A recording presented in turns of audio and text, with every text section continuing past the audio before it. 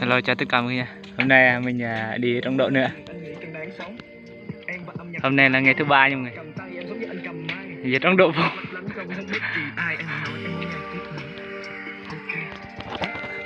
Làm gì? Làm đến đâu? Làm đậu nữa hả? Trước khi làm cày nhào rất là vui. Giờ gì nữa? Rất là thoải mái. Được. Mọi người đã làm trong độ giống như này chưa? Giờ không có xe cài á nên làm lô lô này mình. Đây mọi người, hãy quay bên người trồng nha.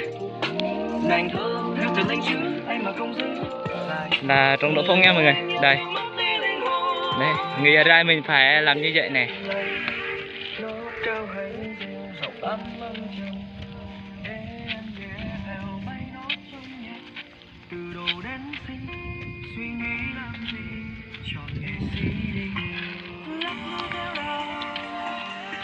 Lộ tua thôi hay à?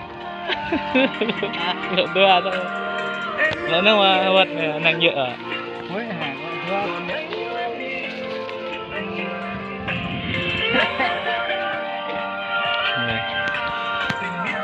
Mình không cần đao nha, chỉ nghề không biết kết quả nào doanh liệt ở tập cái mưa rồi. Đo lo. Đây mọi người, rất là nhanh nha mọi người.